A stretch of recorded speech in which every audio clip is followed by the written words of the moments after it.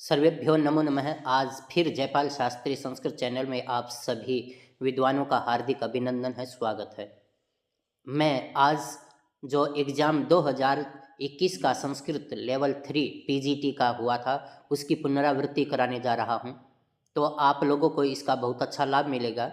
आप इसको बड़े ध्यान से देखें कि इसमें प्रश्न कैसे पूछा गया है।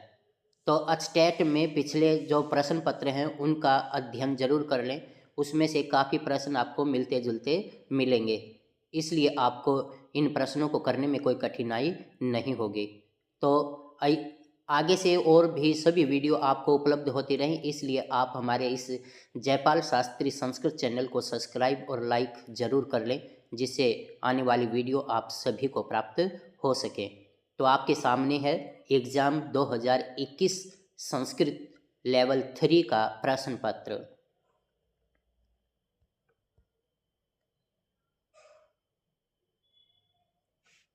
इसका जो पहला प्रश्न है कि प्रत्यय दृष्टिया सम्यक मेलनम नास्ति। क्रोधूम तुमुन प्रत्यय सिंचन ल्युट प्रत्यय गीरणी कतिन प्रत्यय विजित्य ल्यप प्रत्यय। तो इसके अंदर आपका जो सिंचन है 2 नंबर का, ये आपका उत्तर हो जाएगा। क्योंकि ये क्षत्रिय प्रत्यय का है, ल्युट प्रत्यय का नहीं है। यदि लुट प्रत्यय होता तो वहाँ पर आपका सिंचनम ऐसा रूप होता, लेकिन यहाँ है सिंचन। तो आपको स्त्री प्रत्यय का रूप बनाना आता है। जहाँ पर भी आपने स्त्री प्रत्यय का रूप बनाना हो तो आप लट लकार प्रथम पुरुष बहुवचन का रूप लेंगे और उसकी ती हटा देंगे।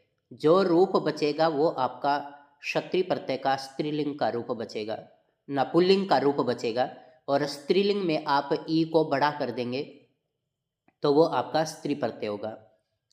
गीरणी ही इसमें कतिन प्रत्यय है और कतिन प्रत्यय हमेशा स्त्रीलिंग में होता है, लेकिन जहाँ पर भी की या घय प्रत्यांत होंगे वे सारे के सारे पुल्लिंग शब्द होंगे, जैसे आधि, व्याधि, समाधि, विधि। विधि शब्द एक बार आपके अचटेट में भी पूछा हुआ है कि विधि शब्द किस लिंग में है, तो ये आपका पुल्लिंग है। उपनिषद है तो उपनिषद शब्द आपका स्त्रीलिंग शब्द है। विजित्य इसमें ल्यप प्रत्यय है। जहाँ पर भी धातु से पूर्व उपसर्ग आ जाएगा तो कत्वा के स्थान पर ल्यप प्रत्यय हो जाएगा और ल्यप प्रत्यय के बाद अव्यय संज्ञा होगी और अव्यय संज्ञा करने वाला सूत्र है कत्वा तोसुन कसुनः। इसके बाद देखिए आपका 92 का जो प्रश्न है, 92 के प्रश्न में इसने कहा कि संस्कृत गद्ये असंगतम कथनम चिन्वन्तु। असम्यक असंगत जो कथन है वो चुनना है।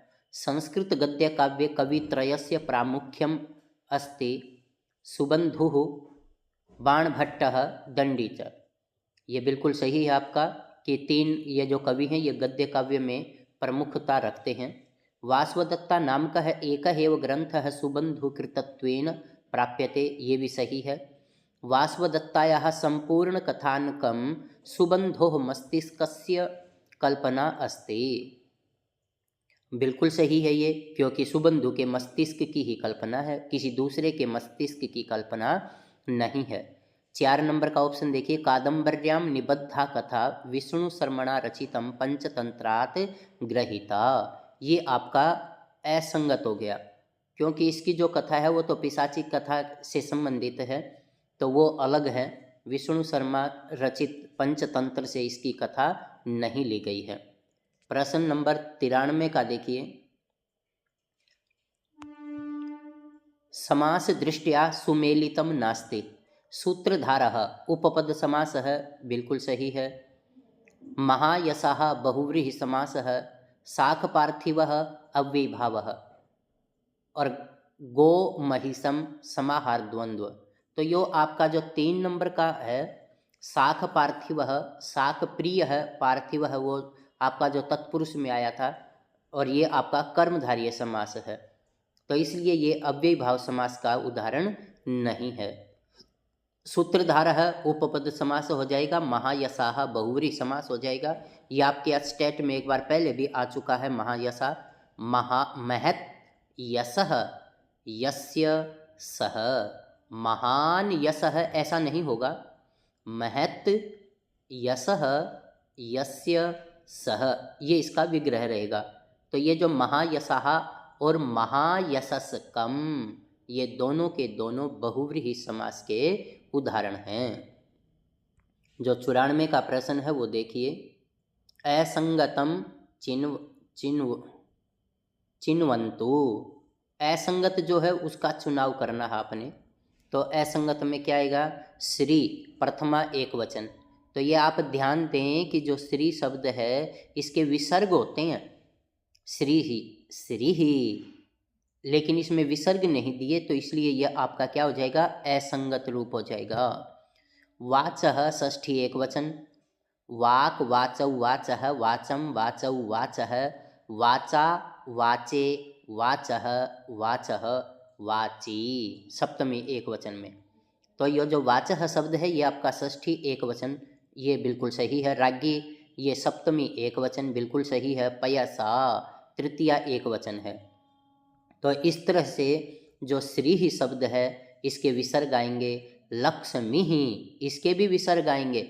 ये भी आपसे पूछा जा सकता है कि लक्ष्मी शब्द का शुद्ध रूप क्या है? तो लक्ष्मी ही, उसके भी विसर्ग होंगे। श्री ही, इसके भी विसर्ग होंगे। तो इस तरह से ये आपका रूप जो एक नंबर का ऑप्शन है वो आपका बिल्कुल सही ऑप्शन हो जाएगा। 95 का प्रश्न देखिए, संस्कृत साहित्यस्य प्रथमः उपन्यासः अस्ति।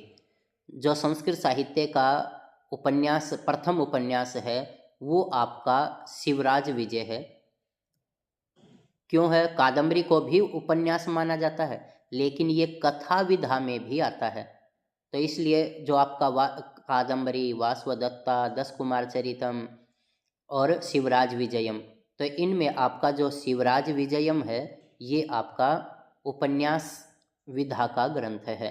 कादम्बरी बाण भट्ट की लिखी हुई है, वासवदत्ता सुबंधु की है और 10 कुमार चरितम दंडी की है। तो एक बार आपके एचटेट में प्रश्न आया हुआ है, गोमती कन्या का वर्णन किस ग्रंथ में है? तो वो आपका 10 कुमार चरितम में गोमती कन्या का वर्णन है। और शिवराज विजयम ये 12 निश्वासों में विभक्त है और अंबिका दत्त व्यास द्वारा लिखा गया है। और शिवराज विजयम ये आपका उपन्यास विधा का ग्रंथ है। 96 का प्रश्न देखिए,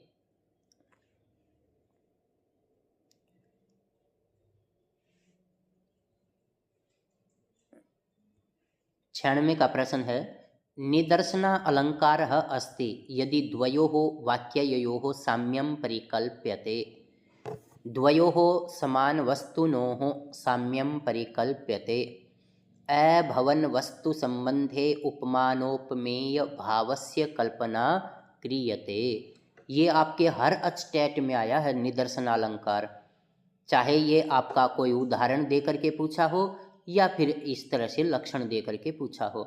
तो निदर्शन अलंकार को आपने बहुत अच्छे से, इसका जो लक्षण है अभवन वस्तु संबंधे उपमानोपमेय भावस्य कल्पना क्रियते, तो ये आपका निदर्शन अलंकार हो जाएगा। 97 का प्रश्न देखिए, संस्कृत गद्य काव्य संदर्भे उपयुक्तम नास्ति। संस्कृत गद्य काव्य के संदर्भ में ये उपयुक्त नहीं है। गद्यम कविनाम निक्षम वदन्ति, गद्य कवियों की कसौटी है, ये बिल्कुल सही है। दंडिना उक्तम ओजः समास भूयस्त्वमेतद् गद्यस्य जीवितम। संस्कृत गद्य काव्यम प्रसाद गुणोपेतम समास रहितम च अस्ति। गद्य काव्यम प्राचीनैः अलंकारैकैः द्विधा विभक्तम आख्यायिका कथा च। तो ये जो समास रहित नहीं है ये इसका उत्तर आ जाएगा। गद्य काव्य के संदर्भ में ये कहा गया है कि संस्कृत गद्य काव्यम प्रसाद गुणोपेतम समास रहितम च अस्ति।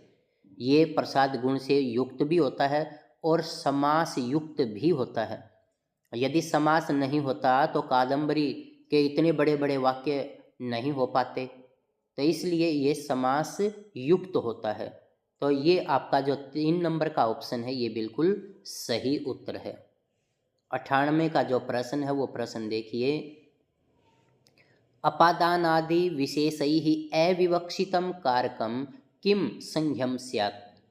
तो जो आपका अकथे, ये आप मैंने काफ़ी बार आपको यहाँ जब क्लास लगती थी तब मैंने आपको ये बार बार पढ़ाया था कि अपादान आदि विशेष अविवक्षित कारक की कौन सी संज्ञा होगी, तो वो आपकी कर्म संज्ञा हो जाएगी। और कौन करेगा? अकथितंच करेगा।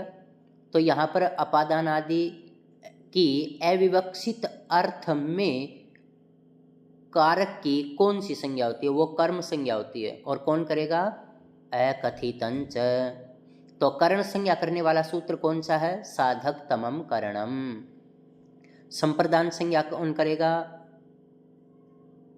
कर्मणा यम अभिप्रेति स संप्रदानम। और अधिकरण संज्ञा कौन करेगा? आधारोधिकरणम। और अधिकरण के भेद कितने बतलाए हैं? 3 भेद बतलाए हैं।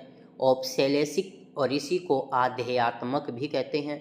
दूसरा है विषयात्मक, और तीसरा है अभिव्यापकश्चेति। तो इस तरह से जो 98 का प्रश्न है, अपादान आदि की अविवक्षित अर्थ में कर्म संज्ञा करने वाला सूत्र है अकथितंच। तो अपादान आदि की अविवक्षित अर्थ में कौन सी संज्ञा होगी? कर्म संज्ञा होगी।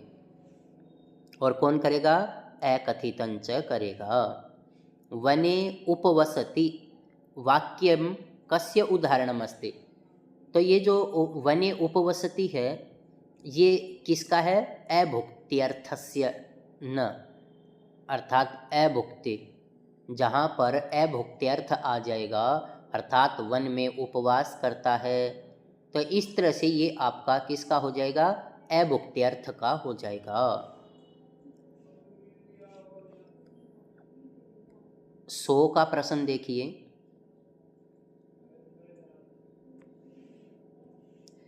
स्वप्न वास्वदत्तायाः पूर्व भागम अस्ति।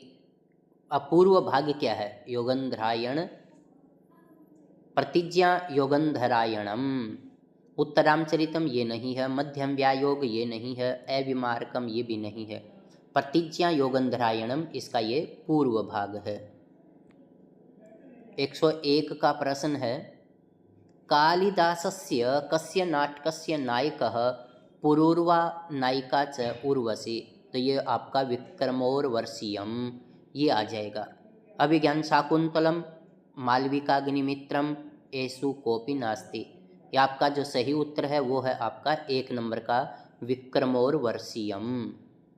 102 का जो प्रश्न है वो देखिए, कस्मिन् विकल्पे अकथितंच सूत्रस्य उदाहरणम नास्ति। अब इसने नास्ति बोला है, अस्ति नहीं कहा है।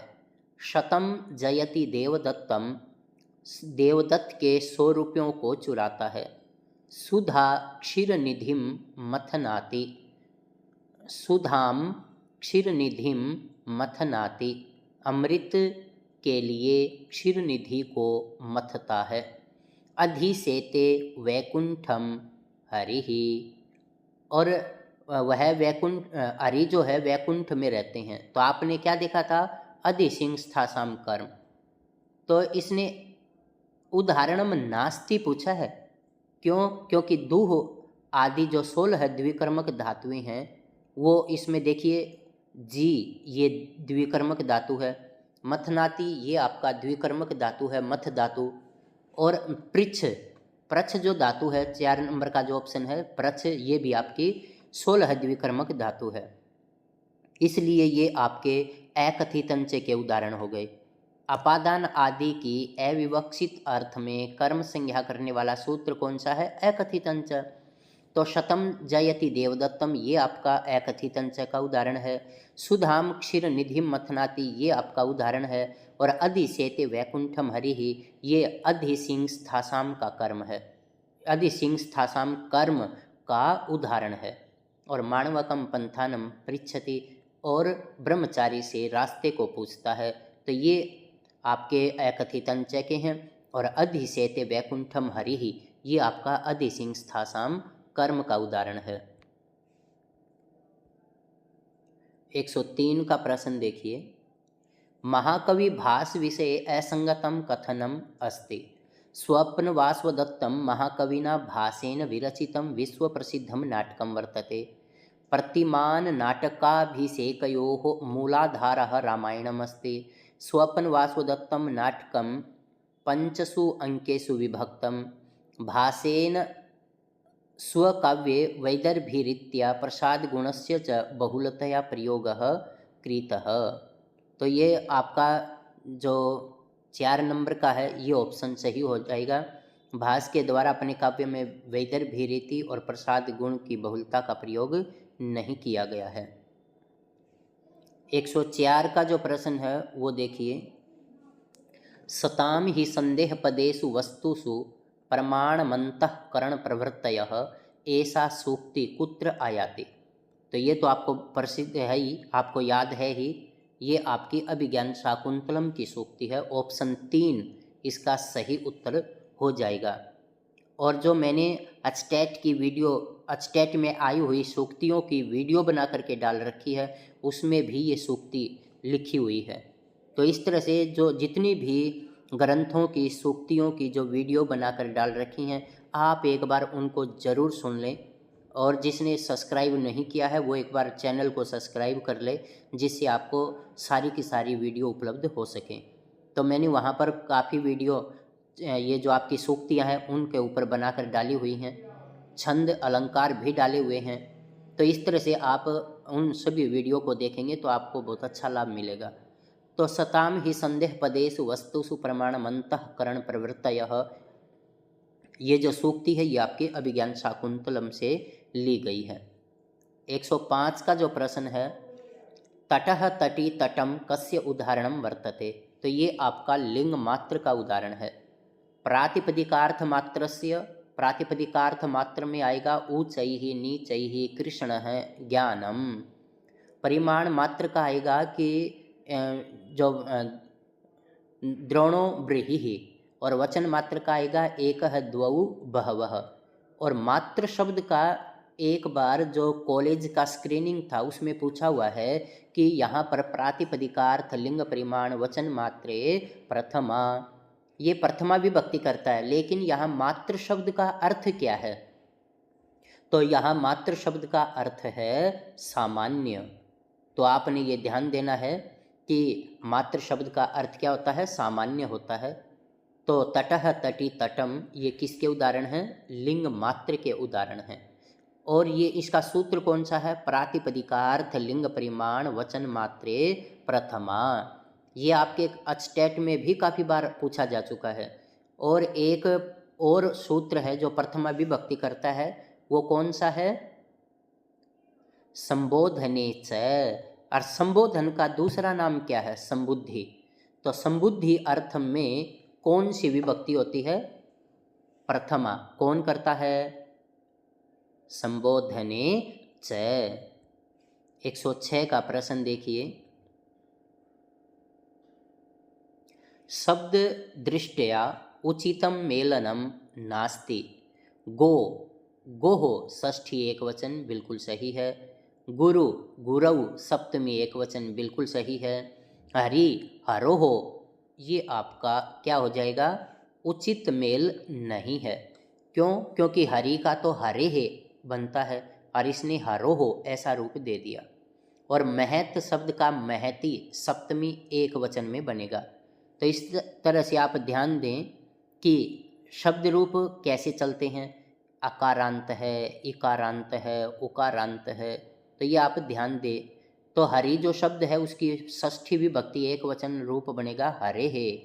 तो जो हरि शब्द है ये जो ऑप्शन 3 है ये आपका उचित मेल न होने के कारण सही उत्तर हो जाएगा। 107 का प्रश्न देखिए। ये जो प्रश्न है ये आपका काफ़ी बार अचटेट में आ चुका है।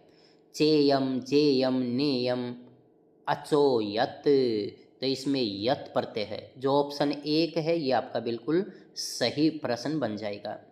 और जो 108 का प्रश्न है, कृत्यम और वृष्यम इत्यत्र कह प्रत्ययः। तो इसके अंदर आपका क्यप प्रत्यय आ जाएगा ऑप्शन 3। आपने विभाषा क्री वृषोहो, जो कृत्य प्रक्रिया है, कृत प्रक्रिया है, वो पढ़ते समय आपने देखा था कि एक जगह अण्यत आया था। क्री धातु से यदि अण्यत प्रत्यय करेंगे तो कार्यम, ध्री धातु से अण्यत प्रत्यय करेंगे तो धार्यम। तो एक बार आपके एचटेट में धार्यम शब्द आया हुआ है कि बताइए धार्यम शब्द में कौन सा प्रत्यय है। तो जो धार्यम शब्द है उसके अंदर अण्यत प्रत्यय है, और कार्यम इसमें भी अण्यत प्रत्यय है।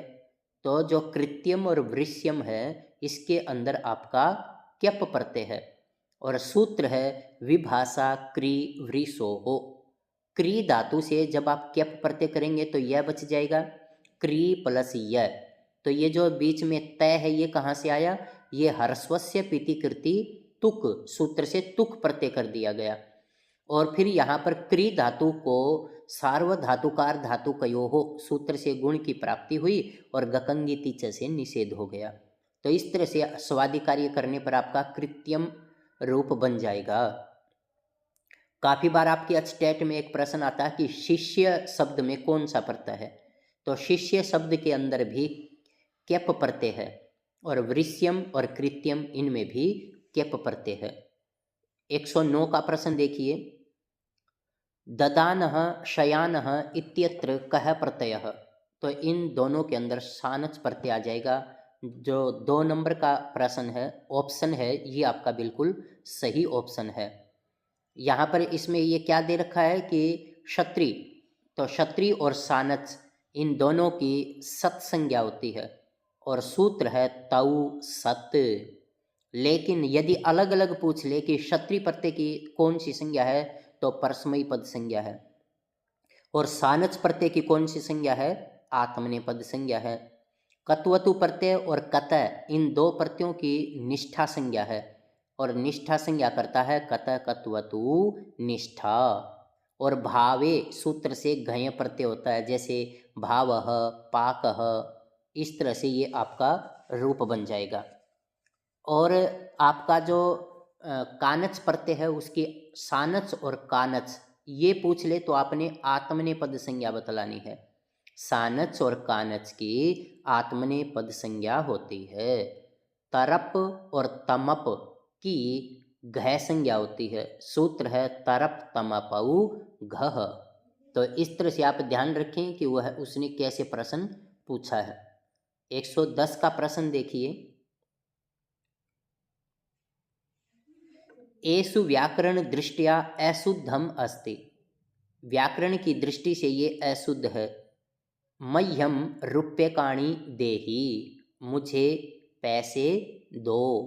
तो देहि अर्थात दा धातु है, तो दा धातु के योग में चतुर्थी विभक्ति होती है, तो मह्यम चतुर्थी लगा दी।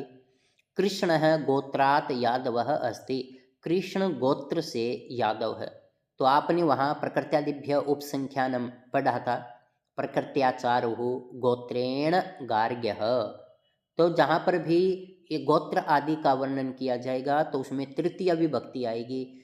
श्री कृष्ण गोत्रेण गार्ग्यः, तो जो 2 ऑप्शन है ये आपका बिल्कुल सही हो जाएगा।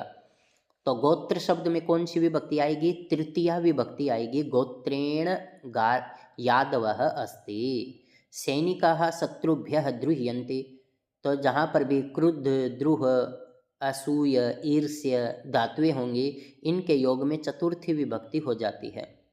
तो यहाँ पर सैनिकाः शत्रुभ्यः द्रुह्यन्ति, सैनिक शत्रुओं के प्रति विद्रोह करते हैं। सज्जनः आसनम अधितिष्ठति, अधिसिंस्थासाम कर्म, तो जहाँ पर भी इस सूत्र के द्वारा कर्म अधि उपसर्ग आ जाएगा, स्था धातु होगी, तो उसके योग में आधार अर्थ में कर्म संज्ञा हो जाएगी, और सूत्र है अधिसिंस्थासाम कर्म। तो इस तरह से 110 का जो प्रश्न है उसका 2 नंबर का जो ऑप्शन है वो अशुद्ध है, तो ये आपका उत्तर हो जाएगा। 111 का जो प्रश्न है वो प्रश्न देखिए, अशुद्ध युग्मम अस्ति, अशुद्ध युग्म है 49, ये क्या आएगा आपका 49 अर्थात 49 हो जाएगा। 99 नवनवति, तो ये आपका अशुद्ध हो जाएगा। कैसे हो जाएगा, ह्रस्व ई आएगी और विसर्ग आएंगे, तो ये बन जाएगा नव नवतिः। 10 खर्ब निखर्वम होता है, 42 द्वा चत्वारिंशत् होता है। तो इस तरह से 110 111 का जो प्रश्न है उसका अशुद्ध युग्म क्या कहलाएगा? 2। 112 का विकल्पेषु सम्यक नास्ति, 112 का जो विकल्प है वो सम्यक नहीं है, ये बताना है। दुर प्लस आ प्लस राध प्लस ण्यत दुराराध्यः, परि प्लस इक्स प्लस ल्युट परीक्षणम, अभि प्लस नी प्लस अच अभिनयः, अभि प्लस उप प्लस गम और अच, ये जो आपका ऑप्शन है ये अशुद्ध हो जाएगा।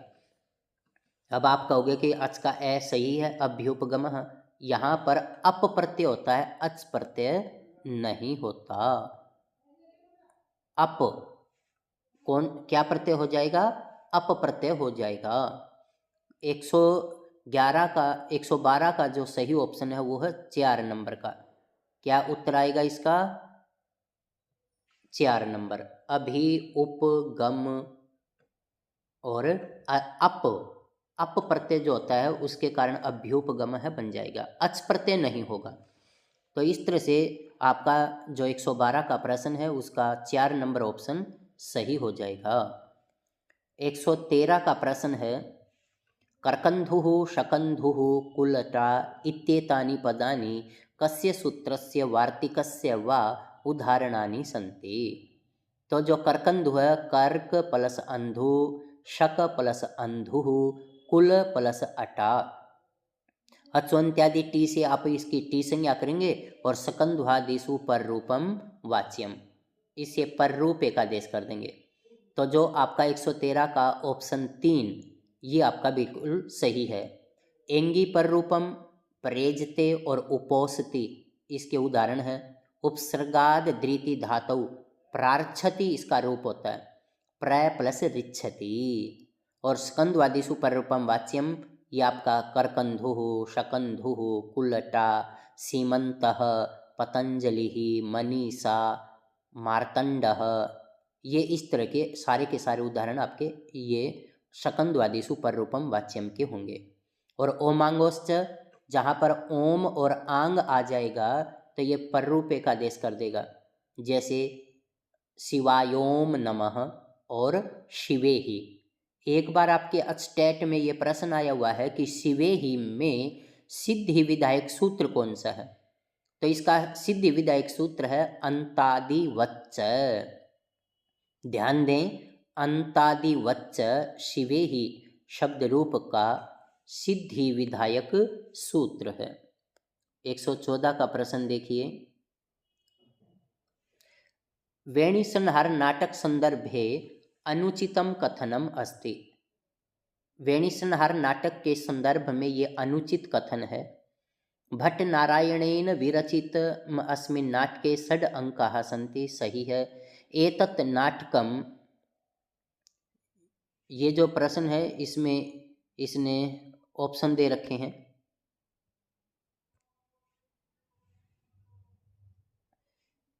एतत् नाटकम महाभारतस्य कथावस्तु आश्रित्य विरचितम् अस्ति, बिल्कुल सही है।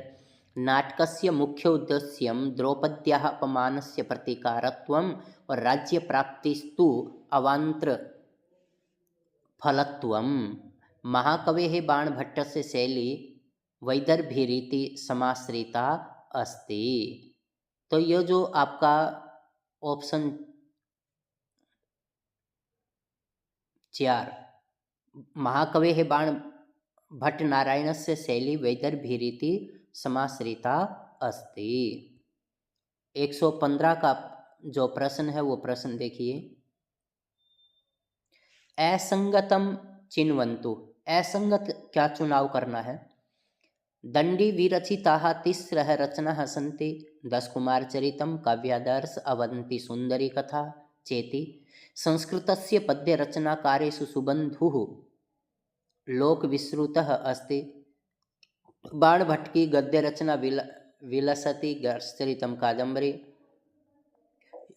ये जो आपका 2 नंबर का ऑप्शन है ये आपका उत्तर बन जाएगा। क्यों बनेगा? क्योंकि जो सुबंधु हैं उन्होंने गद्य रचना लिखी है वासवदत्तम, लेकिन वो है गद्य में, और ये क्या है, ये पद्य। पद्य रचनाकारेषु सुबंधु लोक विश्रुतः अस्ति, ये आपका असंगत ऑप्शन हो जाएगा, क्योंकि ये तो गद्यकार हैं, पद्यकार नहीं हैं।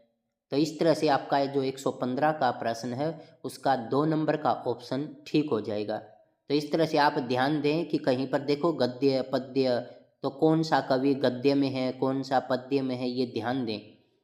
तो इस तरह से आप एक बार थोड़ा सा सोच समझ करके करेंगे तो आपके प्रश्न बिल्कुल सही होंगे।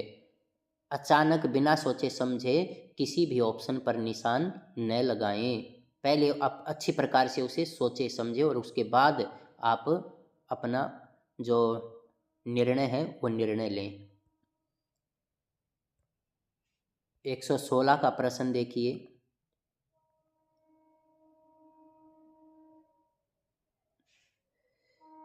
अल्पाक्षरम असंदिग्धम सारस्वत विश्वतोमुखम कस्य लक्षणम। अल्पाक्षरम असंदिग्धम सारवद विश्वतोमुखम। अल्पाक्षर अर्थात कम अक्षर जिसमें हो, असंदिग्धता रहे, जिसमें कोई संदेह ना रहे, और सार को बताने वाला होता है, तो वो क्या कहलाएगा आपका, वार्तिक, भाष्य, सूत्रस्य या व्याकरणस्य, तो ये आपका सूत्र कहलाएगा। अल्पाक्षरम अर्थात जिसमें बहुत ही कम सूत्रों में कम अक्षरों में शब्दों में अपनी बात रख दी जाए, वो सूत्र कहलाता है। तो जो 116 का प्रश्न है उसका 3 नंबर का ऑप्शन सही हो जाएगा। अल्पाक्षरम असंदिग्धम 116 का जो प्रश्न है इसका 3 नंबर का सूत्र, ये सूत्र कहलाएगा। तो वार्तिकस्य, वार्तिक किसने लिखी है, कात्यायन ने, और कात्यायन का दूसरा नाम क्या है, वररुचि। ये आपके स्टेट में काफ़ी बार पूछा गया है कि वे कात्यायन का दूसरा नाम क्या है।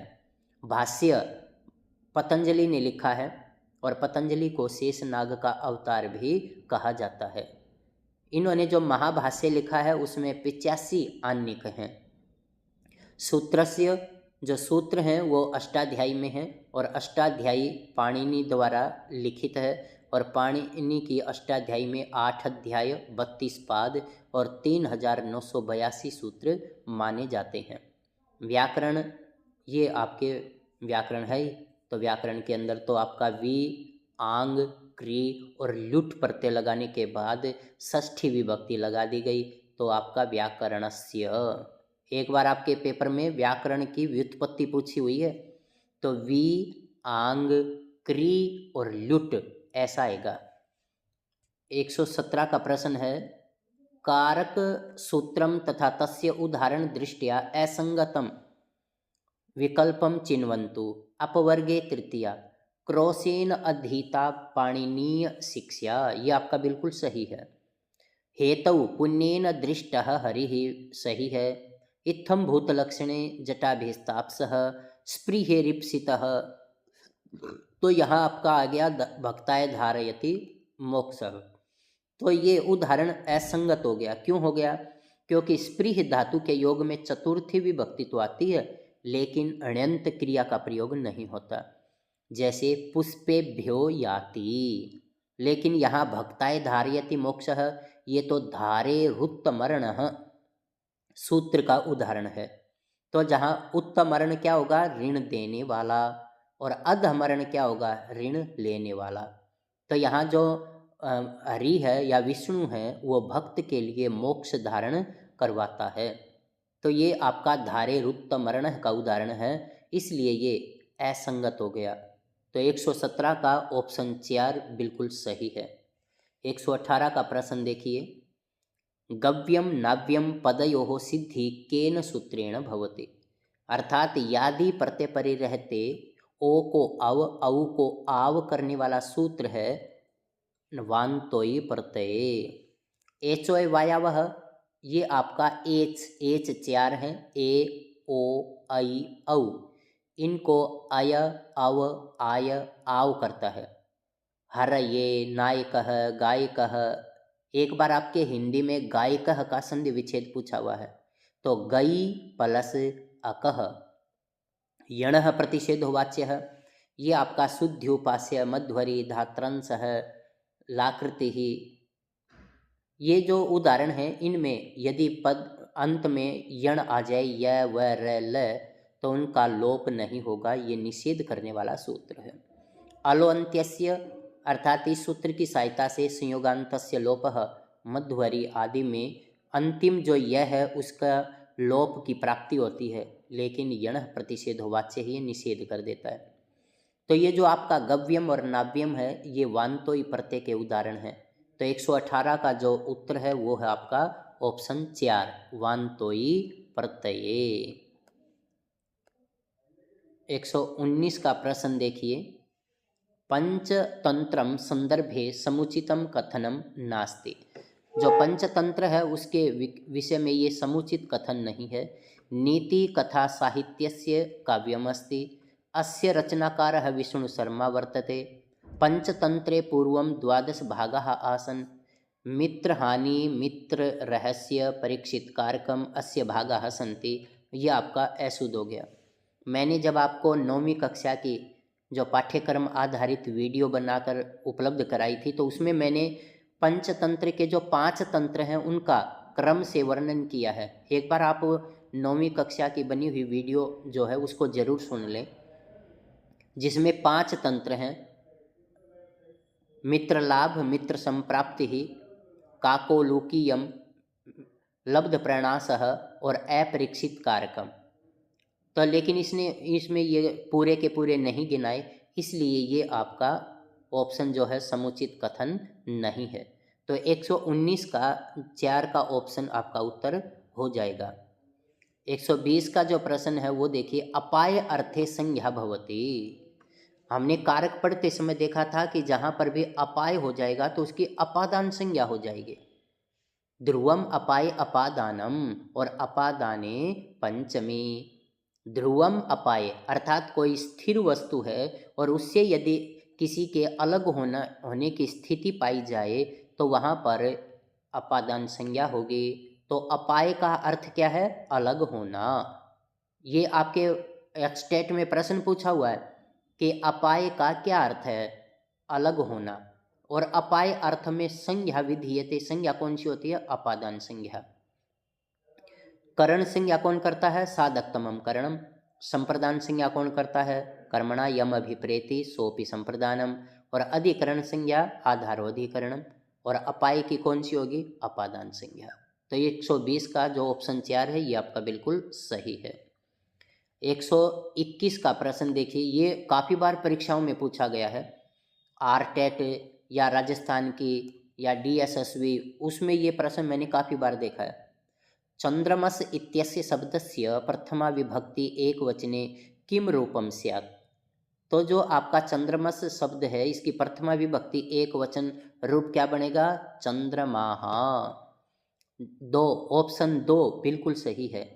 चंद्रमा ये अशुद्ध है, चंद्रमाः ये बिल्कुल सही है। चंद्रमसः ये आपका बहुवचन का हो गया, चंद्रमसा ये तृतीया का हो गया। तो इस तरह से आपका जो चंद्रमस शब्द है उसका जो प्रथमा विभक्ति एक वचन है चंद्रमाः, ऐसा रूप बनता है। तो 120 का जो प्रश्न है इसका 2 ऑप्शन बिल्कुल सही उत्तर है। 122 का जो प्रश्न है वो देखिए, यत्न दृष्टया असंगतम कथनम चिन्वन्तु ईसत स्पृष्ट मुष्माणम विवृत स्वराणम। विवृत आपका बिल्कुल सही है। खर विवारा सवास घोषाश्च ये भी सही है। हस संवारा ये भी सही है। तो ये आपका ऑप्शन 1 ये क्या हो जाएगा? असंगत हो जाएगा। ईसत स्पृष्ट आपके यण अंतस्थ आएंगे, इसने उष्माण दे दिया। तो ईसत स्पृष्ट में कौन कौन से होते हैं? य व र ल। तो इस तरह से आपका जो 122 का प्रश्न है उसका ऑप्शन 1 बिल्कुल सही है। 123 का प्रश्न देखिए, एषु धातु रूप दृष्टया सम्यक नास्ति नमिष्यन्ति लिट लकार प्रथम पुरुष बहुवचन नंस्यन्ति रूप होता है। तो इस तरह से आपका यो आपका बिल्कुल सम्यक नहीं है। तिष्ठे है विधिलिंग लकार मध्यम पुरुष एक वचन बिल्कुल सही है। समराव लोट लकार उत्तम पुरुष द्विवचन बिल्कुल सही है। स्मृ धातु से वस प्रत्यय लेके आएंगे उत्तम पुरुष द्विवचन में। और यहाँ पर एक अचटेट में प्रश्न आया हुआ था कि वस और मस के स का लोप करने वाला सूत्र नित्यम नितः। आपका जो अपठाव अपठाम लंग लकार में रूप बनते हैं, तो उत्तम पुरुष का जो वस और मस होता है उसके स का लोप करता है नित्यम नितः। जयानी लोट लकार उत्तम पुरुष एक वचन बिल्कुल सही है। तो यहाँ पर ये आपके आत्मनेपद पद का रूप है ये जयानी। यदि आप परसमयी पद में देखेंगे तो उसमें भी इसी प्रकार का ना, ये लोट लकार आपका कैसा है जयानी, ये आपका परसमयी पद का है। तो इस तरह से आपका जो 123 है इसका 1 नंबर का जो ऑप्शन है वो बिल्कुल सही है। 124 का प्रश्न देखिए। एषु असंगतम चिन्वन्तु लभद्वे लट लकार मध्यम पुरुष बहुवचन लभावही लोट लकार उत्तम पुरुष बहुवचन। ये तो लोट लकार मध्यम पुरुष द्विवचन का रूप है। लभई लभावही लभामही। तो लोट लकार उत्तम पुरुष बहुवचन में रूप क्या बनेगा, लभामही। तो ये जो सही से ये लिट लकार उत्तम पुरुष एक वचन बिल्कुल सही है। मो देते लट लकार प्रथम पुरुष द्विवचन का, ये बिल्कुल सही है। तो जो 124 का प्रश्न है इसका 2 ऑप्शन असंगत हो जाएगा। क्यों? क्योंकि लभा वही ये द्विवचन है और इसने बहुवचन बताया है। तो इस तरह से आपका 2 नंबर का जो ऑप्शन है वो बिल्कुल सही है। 125 का जो प्रश्न है वो प्रश्न देखिए। सुमेलितम नास्ति रचनाकार है, रचना है श्री सीताराम भट्ट पर्वणि करह ईश्वर विलासः। श्री सूर्य नारायण शास्त्री कृष्ण दूतम। श्री पद्म दत्त ओझा लेनिनामृतम और पंडित विद्याधर शास्त्री महारथी। तो आपका ऑप्शन जो 3 है ये सही हो जाएगा।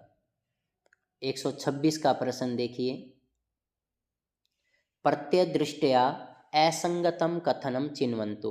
प्रत्यय की दृष्टि से असंगत कथन चुनना है। रोच्यम ण्यत, नायकः अणवुल, ध्येयम क्यप, आघातः घय। जो नायकः रोच्यम रुच धातु से ण्यत प्रत्यय करेंगे तो रोच्यम बन जाएगा। अणवुल करेंगे तो नायकः बन जाएगा। आघातः घय कर देंगे और ध्येयम ये आपका क्यप प्रत्यय बन जाएगा। धायम ऐसा रूप बनना चाहिए था। तो ये आपका 126 का ऑप्शन 3 सही उत्तर हो जाएगा। 127 का देखिए। खगाः वासोपेताः सलील मवगाढो मुनिजनः प्रदीप्तो अग्निर्भाति प्रविचरति धूमो मुनिवनम इत्यत्र किम छंदः। तो अब आप क्या करेंगे, इसके अक्षर गिन लेंगे। 1 2 3 4 5 6 7 8 9 10 11 12 13 14 15 16 17। अब इसमें 17 हैं। तो आपके ऑप्शन में देखो शिखरिणी और मंदाक्रांता दोनों दे रखे हैं। शिखरिणी और मंदाक्रांता दोनों में 17-17 वर्ण होते हैं।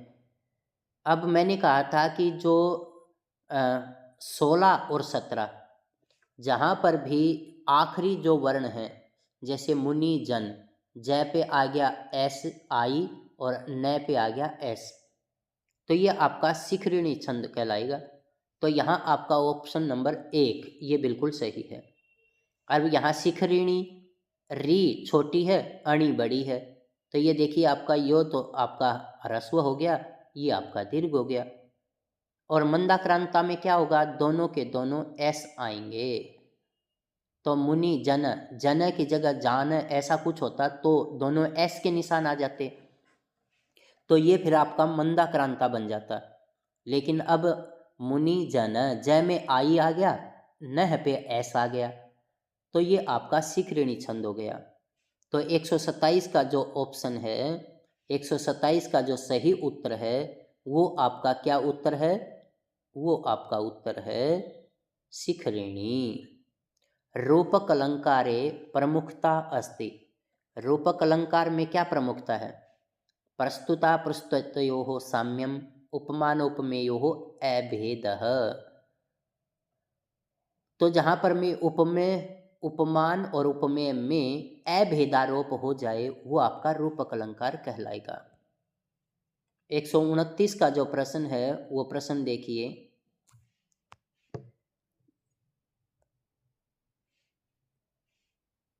कर्तृकर्मणोः कृतिः इति कारकसूत्रस्य उदाहरणम् अस्ति।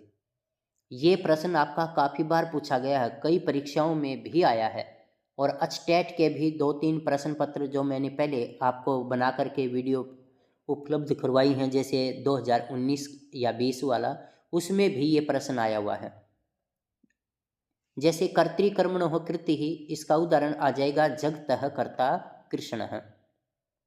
इसी का एक उदाहरण और है कृष्णस्य कृतिः। तो जगतः इसमें कौन सी विभक्ति है? षष्ठी। रामः की तरह रूप नहीं चलेंगे, ये नपुंसकलिंग शब्द है। जगत, जगती, जगंती। तो ये जो जगतः शब्द है ये आपका षष्ठी विभक्ति एक वचन का है। तो कर्तृकर्मणोः कृति का ये उदाहरण है। आस्त्रियो गवाम दोह अगोपेन, भजे शंभोश्चरणयोः, गच्छतां गच्छत्सु वा धावन शीघ्रः। तो ये आपके अन्य जो उदाहरण हैं उनके हैं। और कर्तृकर्मणोः कृतिः, इसका जो उदाहरण है वो बन जाएगा आपका जगतः कर्ता कृष्णः। 30 का प्रश्न देखिए। एषु संगतं कथनं नास्ति, शिक्षा ग्रंथेषु पाणिनीय शिक्षा सर्वतो अधिकं प्रसिद्धा अस्ति। बिल्कुल सही है। स्रोत सूत्रम, गृह सूत्रम, सुलभ सूत्रम, धर्म सूत्रम, कल्पस्य भेदः। बिल्कुल सही है। निरुक्तस्य ग्रंथस्य प्रणेता महर्षि यास्कः वर्तते। बिल्कुल सही है। रक्षो वहागम अलघ्व संदेहा ज्योतिषम शास्त्रस्य प्रयोजनम्। अब ये जो प्रश्न है, ये जो ऑप्शन है 4 का, ये है व्याकरण का। अर्थात हमें व्याकरण के जो मुख्य प्रयोजन हैं वो 5 हैं: रक्षा, ऊहा, आगम, लघु और असंदेह। जो व्याकरण के मुख्य प्रयोजन हैं वे हैं 5 और व्याकरण के जो गौण प्रयोजन हैं वे हैं 13। तो ये ज्योतिष शास्त्र के प्रयोजन नहीं हैं, ये हैं व्याकरण शास्त्र के प्रयोजन। तो इस 130 के प्रश्न का ऑप्शन 4 बिल्कुल सही हो जाएगा। 131 का प्रश्न है, सन्हितैक पदे नित्या नित्या धातुपसर्गयोः नित्या समासे वाक्ये तु सा विवक्षाम उपेक्षते। श्लोके अस्मिन् कस्य लक्षणं निरूपितम् अस्ति? तो यहाँ पर संधेः लक्षणं निरूपितम्। इससे पहली जो वीडियो थी उसके अंदर कहा गया था कि जो सन्निहिता है वो किस में अपेक्षित नहीं है। अब देखिए, सन्निहितैक पदे नित्या, संधि में ये नित्य होती है और धातु उपसर्गयोः, धातु और उपसर्ग में भी नित्य होती है, समास में भी नित्य होती है, लेकिन वाक्य के अंदर विवक्षाम अपेक्षते, ये विवक्षा है। विवक्षा का अर्थ क्या होता है? आपके करने की इच्छा या बोलने की इच्छा। वाक्य के अंदर ये संधि कार्य आप करें ना करें ये आपके ऊपर है। यहाँ पर ये जो अपेक्षते कहा गया है, ये क्या कहा गया? जैसे रामः अगच्छत्, रामो गच्छत्। अब यहाँ पर ये जो संधि हुई है ये आपकी वाक्य में आपकी इच्छा है, आप करना चाहते हैं तो करो और नहीं करना चाहते तो मत करो। लेकिन सन्निहिता में, धातु उपसर्ग में, समास में ये नित्य है। इनमें तो आपने संधि करनी ही करनी पड़ेगी, लेकिन वाक्य के अंदर आपकी विवक्षा है। तो ये प्रश्न भी आपके अचटेट में पूछा जा चुका है कि जो सन्निहिता है वो कहाँ कहाँ नित्य है और कहाँ कहाँ विवक्षा को चाहती है। तो वाक्य के अंदर विवक्षा है और सब जगह नित्य है। 132 का प्रश्न देखिए। असंगतम युगमम चिन्वन्तु मुक्तये हरिम भजति तादर्थे चतुर्थी वाच्य बिल्कुल सही है। यवेभ्यः गाम वारयति भीत्रार्थानां भय हेतु, तो यवेभ्यो गाम वारयति वारणार्थानां मीप्सितः, ये प्रश्न तो हर स्टेट में पूछा गया है, तो इसको तो आप बहुत अच्छे से याद कर लें कि जहाँ पर भी वारण अर्थ होगा वहाँ पर जो पंचमी विभक्ति है वो करने वाला सूत्र है वारणार्थानाम मीप्सितः। भीत्रार्थानाम भय हेतु, ये तो आपका जहाँ पर भी भी धातु होगी, त्रा अर्थ वाली धातु होंगी, वहाँ पर पंचमी विभक्ति करेगा। जैसे कुक्कुरात बिभेति, दुष्टात बिभेति, रामः दुष्टात त्रायते, तो भी और त्रा धातु के योग में तो पंचमी विभक्ति होती है, लेकिन यहाँ पर तो वारण अर्थ हो गया, इसलिए वारणार्थानाम मीप्सितः। उपाध्यायात अधीते, ये भी आपके काफ़ी बार परीक्षा में आया है स्टेट में, इसको भी ध्यान करें। आख्यातोपयोगी का उदाहरण है, जहाँ पर भी नियम पूर्वक शिक्षा ग्रहण की जाए वहाँ पर आपकी पंचमी विभक्ति आएगी। जैसे गुरु से शिक्षा ग्रहण करता है, गुरोः शिक्षाम गृह्णाति, तो जिससे भी कोई भी ग्रहण किया जाएगा वहीं पर पंचमी विभक्ति आएगी। तो ये आप ध्यान दें कि यहाँ आपकी पंचमी विभक्ति आ जाएगी। ब्रह्मणः प्रजाः प्रजायन्ते जनिकर्तुः प्रकृतिः, जहाँ पर भी किसी की उत्पत्ति दिखाई जाए, जन्म हुआ दिखाई जाए तो वहाँ पर आपकी जनिकर्तुः प्रकृतिः। और जहाँ पर भी हिमवतः गंगा प्रभवते, जहाँ पर हिमालय से गंगा निकलती है वो भुवः प्रभवः का उदाहरण है। 133 का प्रश्न देखिए,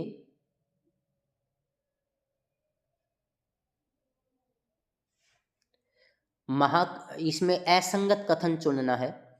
महाकवि भवभूति विरचितम उत्तरामचरितम करुण रस प्रधानम नाटकम अस्ति, बिल्कुल सही है। भवभूते है पितुः नाम भट्टगोपालः, अब ये जो इसका पिता का नाम था ये इसका पितामह का नाम है, ये इसके दादा का नाम है जो भट्टगोपाल है।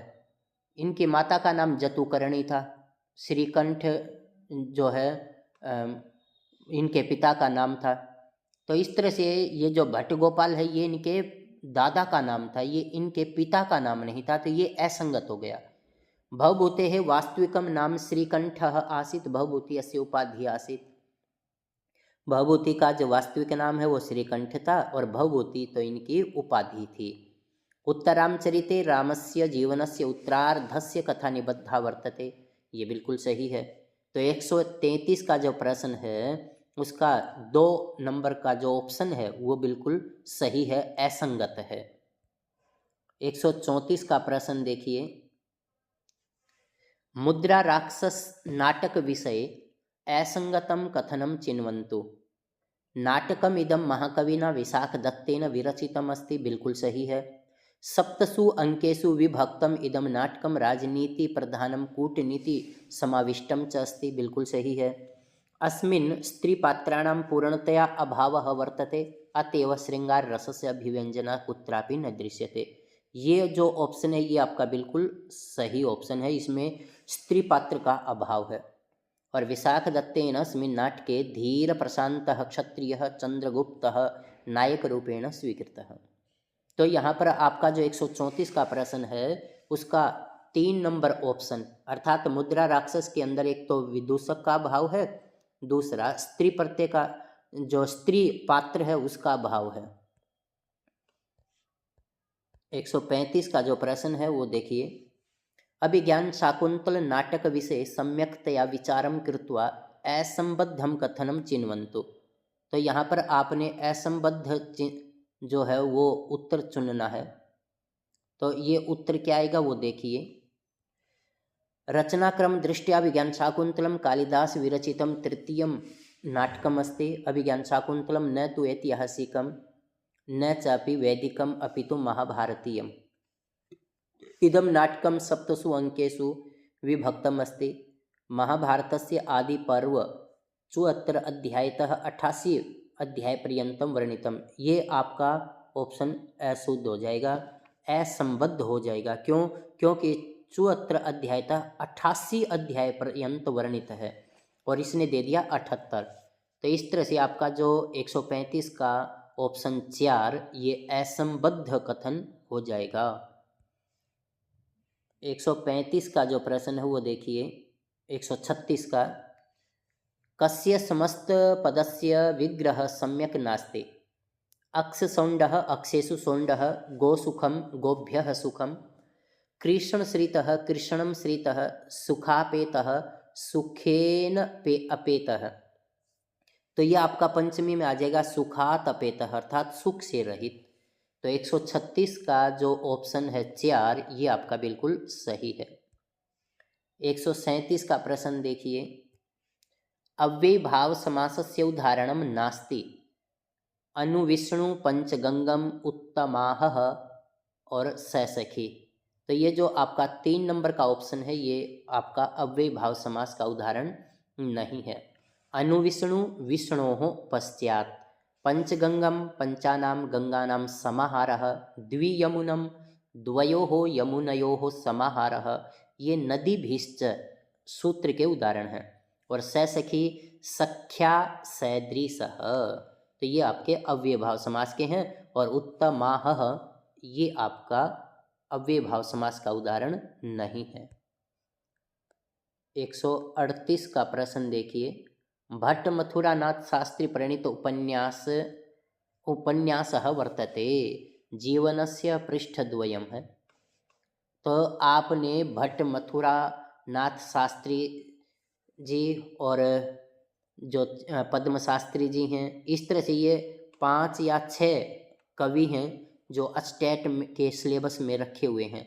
तो आप इनकी रचनाओं को एक बार लिख लें तो आपको कोई कठिनाई नहीं होगी। तो जीवनस्य पृष्ठद्वयम् ये भट्ट मथुरानाथ शास्त्री महोदय का उपन्यास है। तो 138 का 3 नंबर का जो ऑप्शन है वो बिल्कुल सही है। 139 का देखिए, गद्य सम्राट महाकवि बाण भट्ट संदर्भे उचितं कथनमस्ति, महाकवि बाण भट्टेन विरचिता कादम्बरी बाणस्य सर्वश्रेष्ठं चंपू काव्यमस्ति, कादम्बर्याः उत्तरार्धभागस्य कथा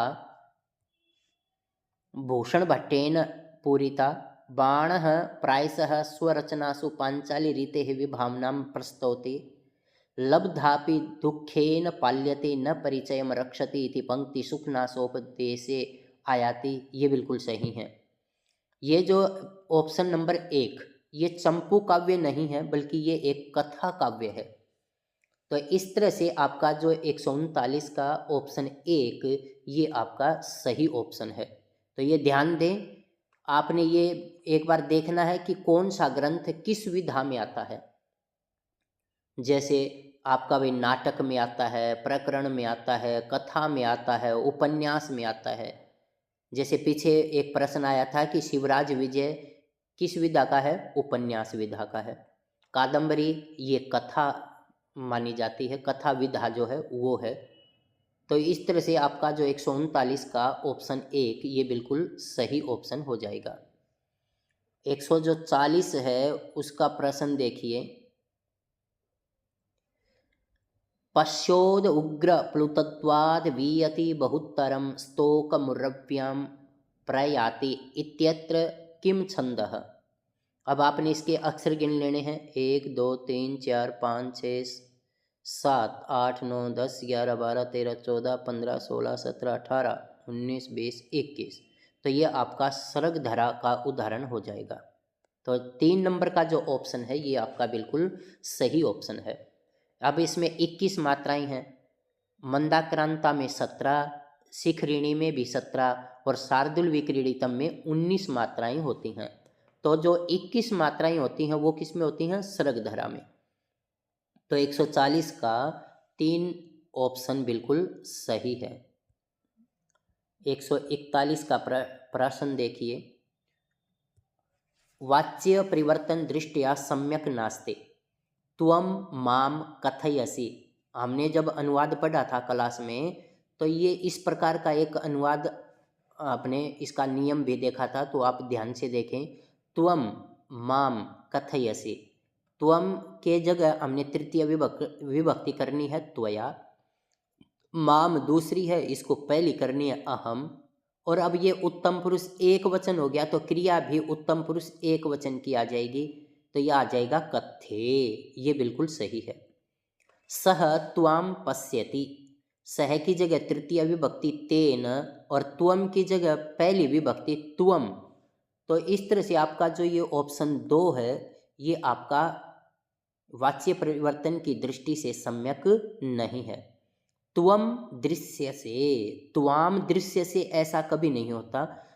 त्वम दृश्य से, अहम स्वपीमि, मया सुप्यते, सह माम रक्षिष्यति, तेन अहम रक्षिष्ये। ये आपके ऑप्शन बिल्कुल सही हैं। और जो 2 नंबर का ऑप्शन है, ये आपका वाच्य परिवर्तन की दृष्टि से सम्यक नहीं है।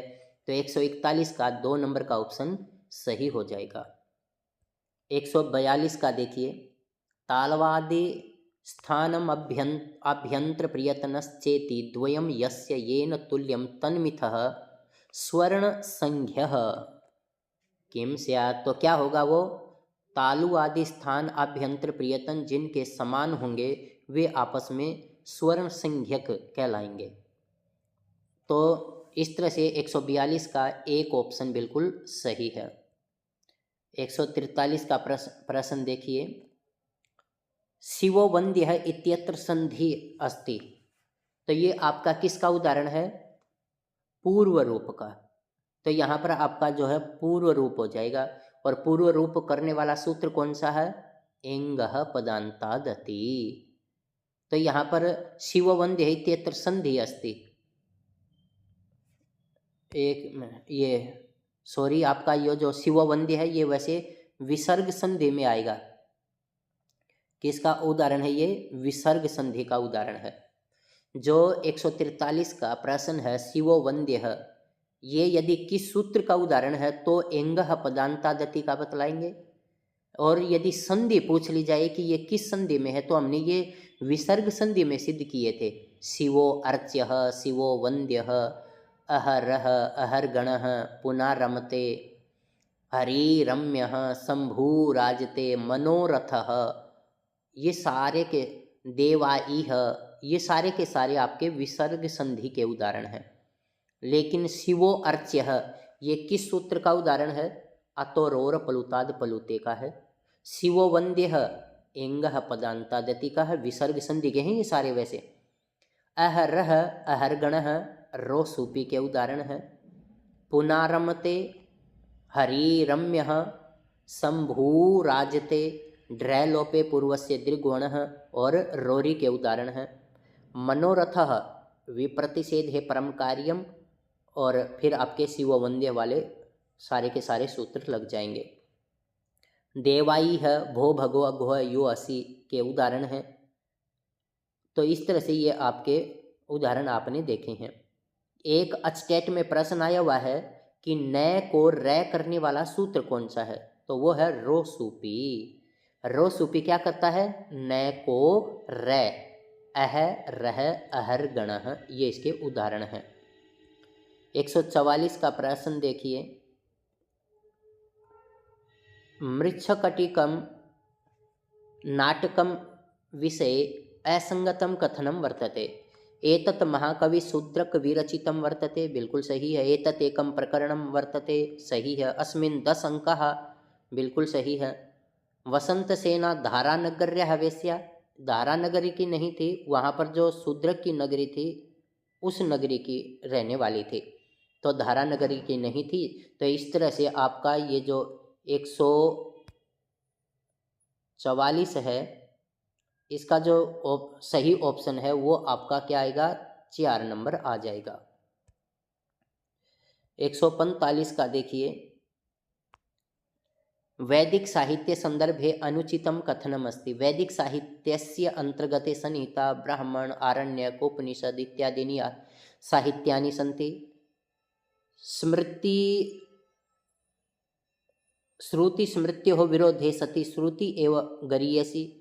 वेदः प्रमुखतया द्विविधः अस्ति, मंत्ररूपः ब्राह्मणरूपः। और ये जो आपका 4 नंबर का ऑप्शन है, ये देखिए, ब्रह्मात्मबोधकाः आध्यात्मिक रूपम प्रतिपादकाः ब्राह्मण ग्रंथाः सन्ति। तो ये जो है ये आपका क्या आ जाएगा, 4 नंबर का जो ऑप्शन है, ये ऑप्शन में ब्रह्मात्मक बोधकाः, ये आपके विधि ग्रंथ कहलाते हैं। जो आपके हवन यज्ञ आदि की विधि विधान है उसके ग्रंथ हैं ये ब्राह्मण ग्रंथ। तो 145 का जो सही उत्तर है वो है आपका 4 नंबर का। 46 का प्रश्न है, असंगतम चिन्वन्तु, अर्थात असंगत कथन क्या है। तो जो असंगत है वो देखिए, अनुक्ते कर्मणि प्रथमा स्यात्। अब आपने ध्यान देना है, उक्त यदि कर्म है तो प्रथमा और अनुक्त है तो दूसरी, तो ये आपका असंगत हो गया। ये प्रश्न भी आपका काफी बार पूछा गया है अचटेट में, तो इस पर ध्यान दें। उक्त करता है तो प्रथमा, अनुक्त करता है तो तृतीया। उक्त कर्म है तो प्रथमा और अनुक्त कर्म है तो द्वितीया विभक्ति आएगी। अब इसका ऑप्शन देखिए, अनुक्त कर्तरी तृतीया बिल्कुल सही है, उक्ते कर्तरी प्रथमा बिल्कुल सही है, संबोधने प्रथमा विभक्ति बहुत ही बिल्कुल सही है। तो इस तरह से आप ये ध्यान दें, यदि उक्त करता है तो पहली विभक्ति, अनुक्त करता है तो तृतीया विभक्ति, उक्त कर्म है तो प्रथमा विभक्ति और अनुक्त कर्म है तो द्वितीया विभक्ति आएगी। अब इसने जो ऑप्शन 1 दिया, अनुक्त दे दिया और कर्म के विषय में पूछ लिया, तो अनुक्त कर्म जहां होगा वहां तो दूसरी विभक्ति आएगी। तो 146 का एक ऑप्शन बिल्कुल सही है। ऑप्शन 147 का प्रश्न देखिए, विष्णोव इत्येतत् पदम केन सूत्रेण सिद्ध्यति। ये आपका एंगः पदांतादति का उदाहरण हो जाएगा। सर्वत्र विभाषा गो हो, एंगी पर रूपम प्रेजते उपोसति, उपसर्गाद्रीति धातु, ये आपका प्रार्थति रूप आ जाएगा। तो इस तरह से 147 का एक ऑप्शन बिल्कुल सही है। 148 का देखिए, शाकलः वास्कलः अश्वलायनः ऋग्वेदस्य शाखाः सन्ति, बिल्कुल सही है। ऋग्वेदस्य 10सु मंडलेषु नवमं मंडलं पवमान मंडलम अस्ति। यज्ञस्य वास्तविकं विधानं होता एव करोति। शुक्ल यजुर्वेदस्य संहिता वाजस्नेयी संहिता अपि कथ्यते। ये जो ऑप्शन 3 है ये आपका असंगत हो जाएगा। यज्ञ का जो वास्तविक विधान होता है वो 4 होते हैं, होता, अध्वर्यु, ब्रह्मा और उद्गाता। होता अकेला नहीं होता। तो इस तरह से आपके यज्ञ का विधान, वास्तविक विधान करता होते हैं वो 4 होते हैं, होता, अध्वर्यु, उद्गाता, ब्रह्मा। तो 148 का ऑप्शन 3 सही हो जाएगा। 149 का प्रश्न देखिए,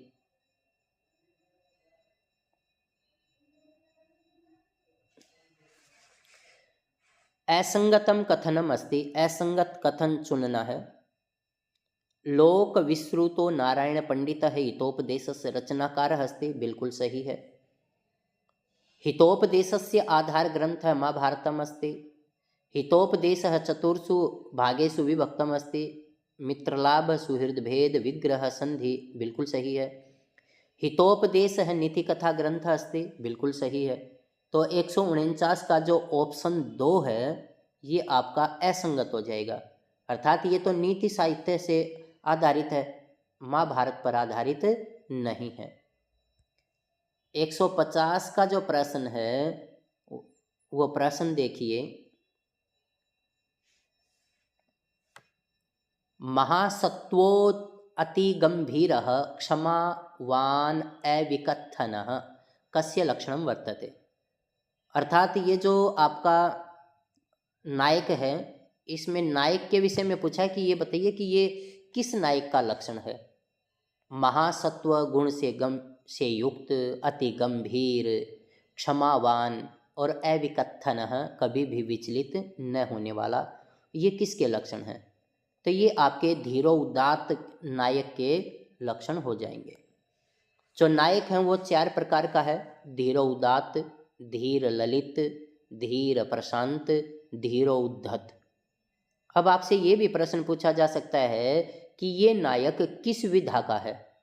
जैसे राम है तो राम धीरोदात्त विधा का नायक है, और जो धीर ललित है ये उदयन है, धीर ललित। और धीर प्रशांत चारुदत्त है, और धीरो उद्धत भीम दुर्योधन। क्रोधी स्वभाव वाला जो होता है वो धीरो उद्धत कहलाता है, और धीर प्रशांत जो हमेशा धैर्य और प्रशांत शांत मन वाला होता है, जैसे चारुदत्त। धीर ललित जो कुछ श्रृंगारिक होता है तो वो उदयन है, और राम धीरो उदात्त विधा का नायक है। तो इस तरह से आपने ये 2021 का पीजीटी का जो प्रश्न पत्र था उसकी पुनरावृत्ति की। आप इनको बड़े ध्यान से एक बार देख लें और सुने, और बार बार इनको यदि आप सुनेंगे, ध्यान रखेंगे, तो हो सकता है कि इसी प्रकार का कोई भी प्रश्न इस बार अचटेट में आपके सामने आ सकता है। और आप अच्छी प्रकार से इन्हें देख चुके होंगे तो आप अपने प्रश्न को बहुत अच्छे से कर पाएंगे। तो इन्हीं शुभकामनाओं के साथ आप सभी का बहुत बहुत धन्यवाद।